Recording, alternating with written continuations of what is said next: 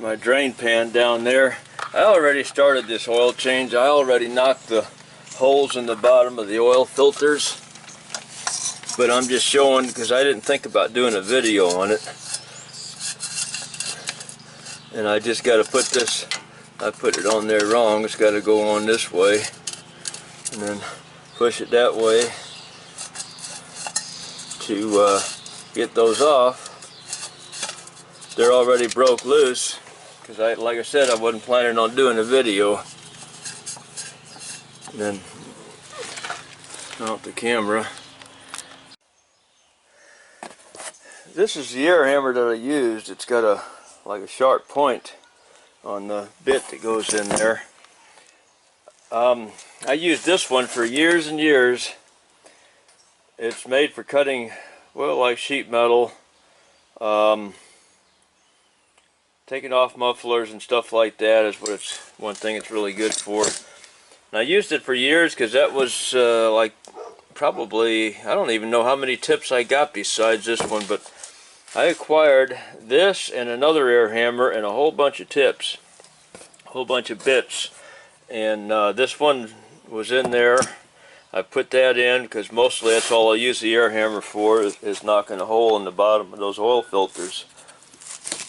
You can do it with a hammer and a punch, but it's air hammer is a whole lot easier. You can see they're relatively clean coming off. If you put the hole right in the center, in the bottom, and they're really not going to lose hardly any oil on the ground if you let them drain for a while. I went back inside and did some other stuff in the house while they were draining, but if you start out with the motor fairly warmed up, the oil will run out pretty good. It'll be thin, it'll run out faster, and just let it drain in a drain pan. I use a big mixing tub that's made for like mixing cement for brick tuck pointing and whatnot, but you get those at Home Depot or Lowe's.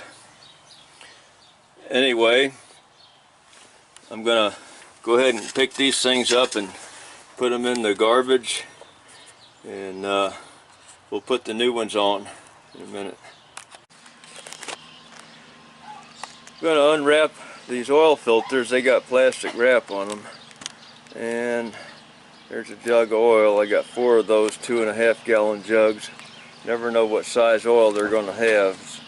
I like it when they got 5 gallon buckets, but they don't have it now, so I got to get the 2.5 gallon buckets.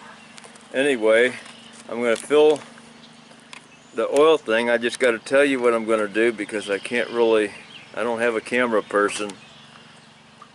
I'm going to fill those with oil. I'll try to do it in the camera. I like to use the tire as a table to hold my jug, and I pour it both in the middle and on the edge, and I don't know if I'm getting this on video or not. I'm going to try to find out. In the middle and on the side. The middle is in the threaded hole, and then the side is these other holes on the side. Pour it in both until they balance out about 2 inches from the top. Don't fill it completely to the top because you'll spill it.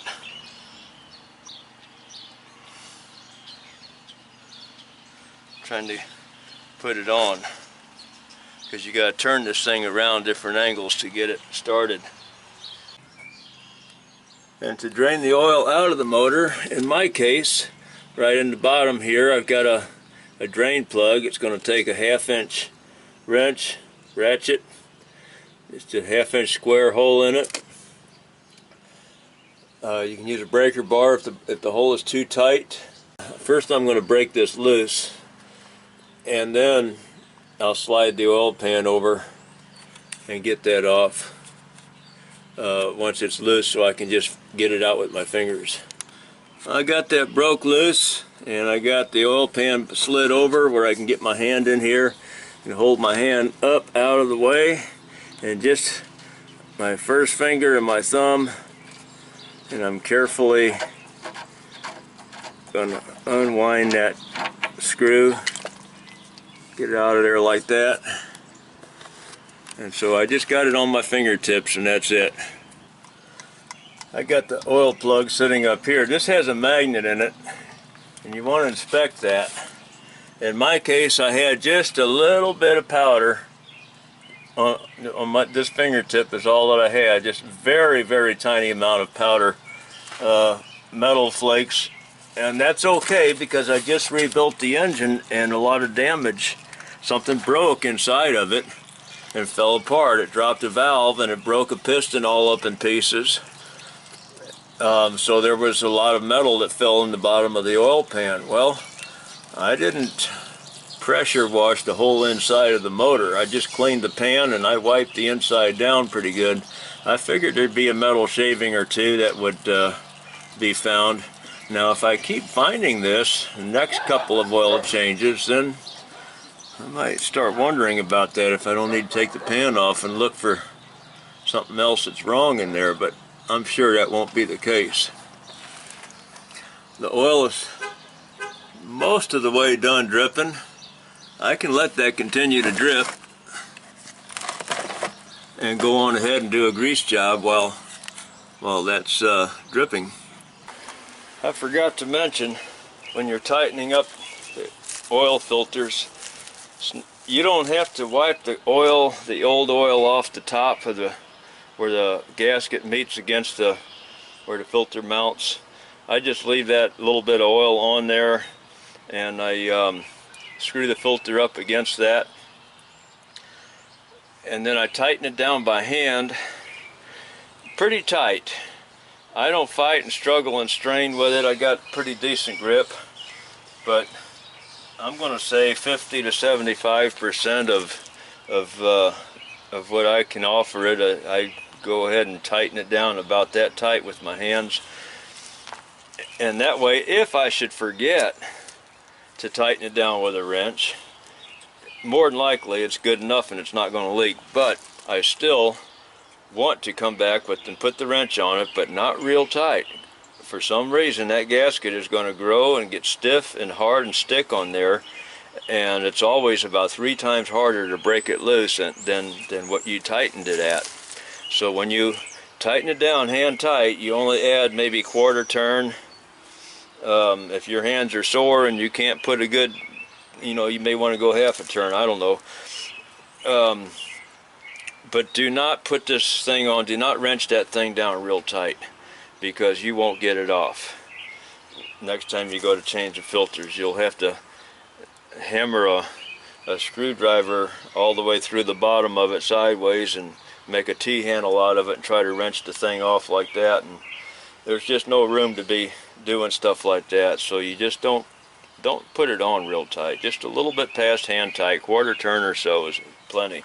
Now, as far as doing a grease job, the best way to grease these leaf springs, I don't always do it this way, and they never do it this way at a shop, but the best way to do it is take a little small stubby bottle jack like this,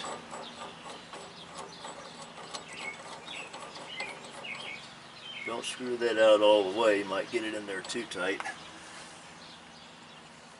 This is a 12 ton, a 6 ton, or even a 2 ton is enough, really. It's just going to be harder to pump it.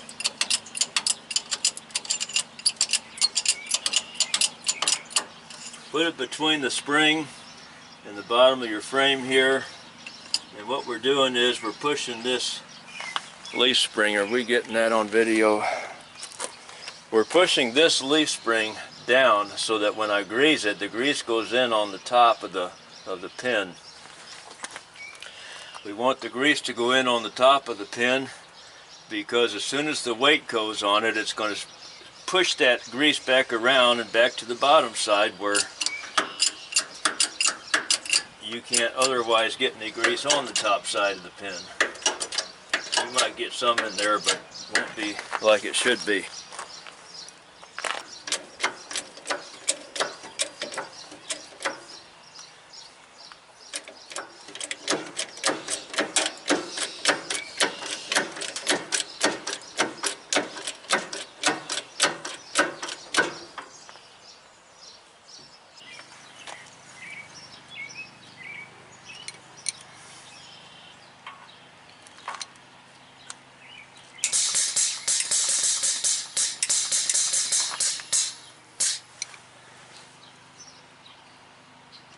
Once again, without a camera person, I can't show exactly what I'm getting done here. I'm going to try. Okay, what I just did was I greased it until grease squirted out right here. That's what this is, grease. And on this side too. And then I know I got enough. And when I'm done, I'm going to gather all this extra grease out of all the places that I grease it at, and I'm going to put it on the fifth wheel. So I just did that on the front spring. I'm going to do it on the back. I'm going to jack up the back spring as well, and I'm going to grease. It's got two pins back there, an upper and a lower. We'll grease both of them and do the same thing back there.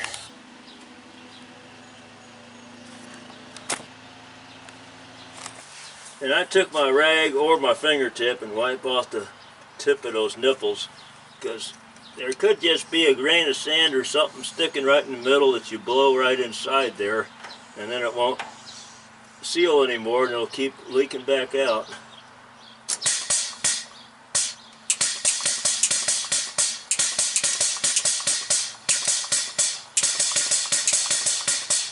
Which it's going to come out the top on the top one and the bottom on the bottom one.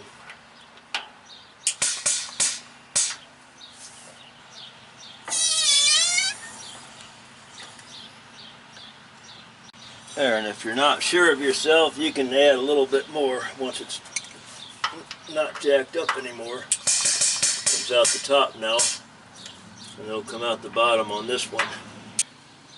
The rest of these grease points I can't do with the camera running. I'll just have to point it where they are. But I'm going to try to get this on camera on this side. This is like your steering I-beam is what that's called. That's your I-beam suspension, and at each end of it, right where it goes onto the wheel, that's where your kingpin is. It runs up and down inside the end of that, the hole that's in the end of it. This is your lower kingpin joint that needs to be greased. There's a grease nipple right there on that. And then on top, we can't see that one because the brake chamber's in the way. We'd have to have the steering the other way around. I'd have to be behind the brake chamber to show you that. But it's identical to this. It's just on top of it. Right up here on top of it. Same thing. You have a grease nipple on this. I'm trying to get the grease off of it so I can show you where it is. But on this brake adjuster, the slack adjuster, it has a grease nipple on it right here.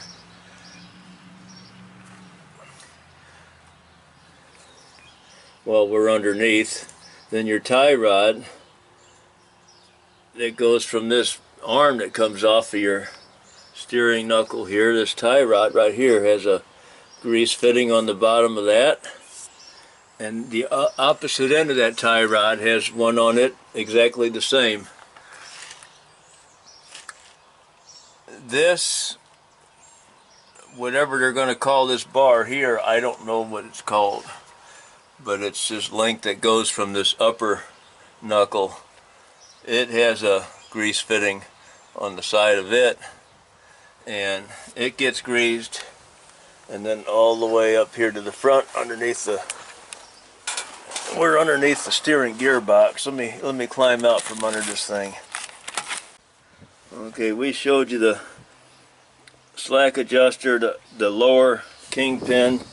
Here's the upper kingpin up here.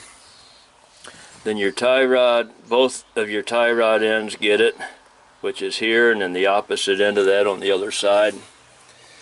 And then this link here that goes from this knuckle to the power steering gearbox, both ends of that have a fitting on it. You just have to go around and find the fitting.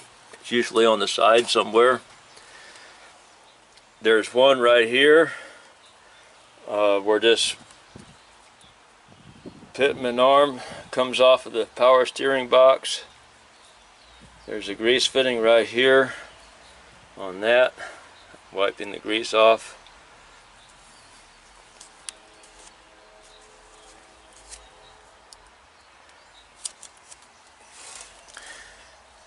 And most of it's on this side. Then on the other side, you don't have this Where's my hand at? Okay, you don't have this one, and this one on the other side. The other side you only have your kingpins, your brake adjuster, and your tie rod end on the other side.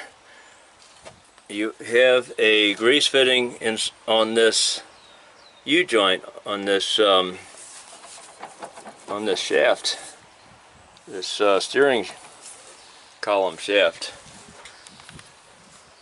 Up here you got a slip yoke, and this gets very little grease, just a real short squirt, because if you put too much in there it'll start coming out on the floor inside under your steering column on the inside, so you don't want to put much on that.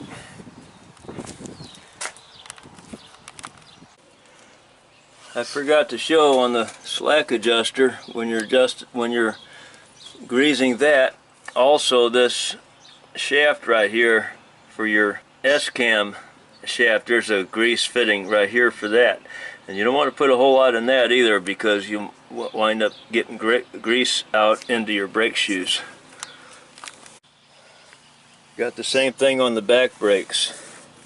I'm on the back brake right now. This has a little fitting on that for your S-cam. Slack adjuster's got a grease fitting on top right there.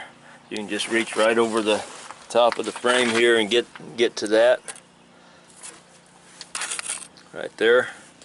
Just a little squirt, doesn't need much.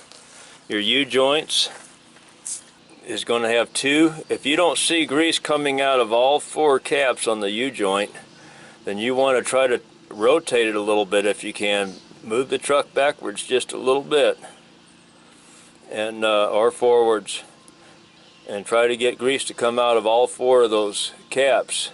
It's pretty important that you have grease coming out of all four of them when you're greasing these U-joints. There's two different pins, one on each, or two different grease nipples, one on each side. It's going to be in a hole like this, either here or here. I'm feeling for it, looking for it, and I'm not finding it. That's because it's right here. I got my finger on it. It's on this side. So there's a grease fitting there, so there's going to be another one opposite that on the other end. I'm getting grease on my camera. Okay, that's the U-joint we just looked at. You got a slip yoke right there. I'm not going to try to show you on that one. I'll show on a different one. And then you got another U-joint right in front here. I don't know what I'm getting on the camera. Can't tell because I'm laying on my back and there's not much room on the ground here. Then the front differential, you got another U-joint there. So you got two U-joints between the two differentials. The front differential has a U-joint on the front. Then we're going to move towards the front of the truck. Here's a slip yoke up here. It has a grease fitting on it. Now these don't get much. This grease doesn't go anywhere. I mean, it goes somewhere, because if you look, you'll see there's some that's been slung out of it onto this air tank and onto some other places up here. So it does lose a little bit of grease, but you still don't put a whole bunch in there. And then here's your U-joint up here. And now I'm just going to crawl on my shoulders up towards the front here. The last U-joint, or the first one I should say, is on the coming off the transmission. Now, this I don't know if I can get in the camera or not. I'm going to try. There's a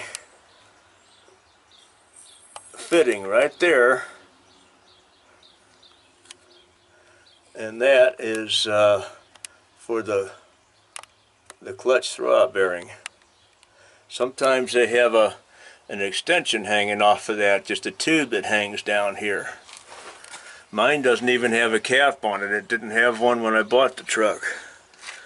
Or a cover, I should say. But most of the time the cover will have a hole in it, and so that there's room for the extension to come down.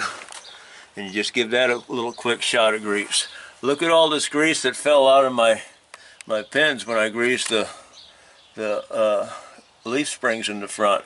Well, I'm going to gather all that up and put that on the fifth wheel. My clutch, the clutch shaft that goes all the way through, I don't know if I can get this because I don't have any light with me. Let's see if we can zoom in, if it'll focus in. But where my finger is, we got a grease fitting there. That's for the clutch shaft that goes all the way through the transmission. Now we're on the driver's side of the transmission, and it has one too, but it's up above where you can't really see it. I'm trying to. I'd have to have a third person with a flashlight to get it, but it has one right here too. We just don't have any light, but it's right there. My fingertip is on it, and it's this shaft that it comes from your clutch pedal. You know, it's that lever that you, when you step on the clutch, this lever moves and rotates that shaft, and the shaft on the inside has a fork that pushes the throwout bearing into the clutch. I hope I covered all the grease fittings that are to be expected to be found on a tractor, on a big truck. Well, I'm down here looking at the transmission. I might as well show, here's your drain plug to let the oil out if you're going to change the oil in your transmission. There's the other one on this side, and this is your plug that's just only about 3 inches higher on the driver's side. That's when you check your oil level. The truck's sitting on level ground. You pull that out and should be able to reach oil with your fingertip pretty easily. And of course, if it starts running out, then you know it's got plenty in it. Okay, we're back here at the differential now. Here's the fill plug for this one. It's about almost halfway up, and it's a 1/2 inch hole just like your drain plug is in the front. And I don't know why this one, this smaller one, is on here.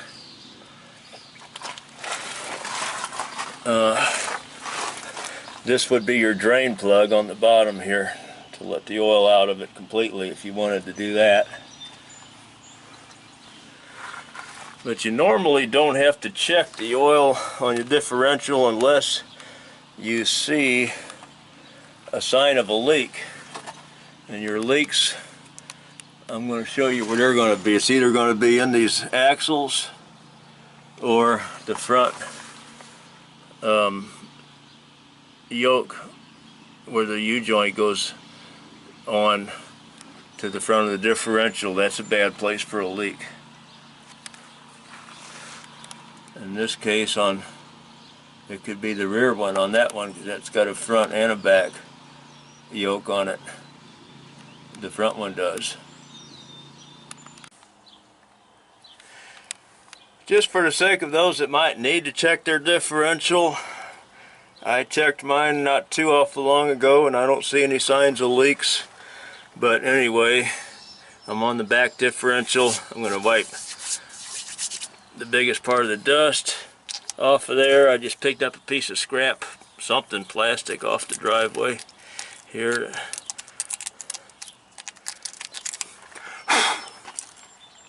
Set the camera down. I'm going to pull that plug. Okay.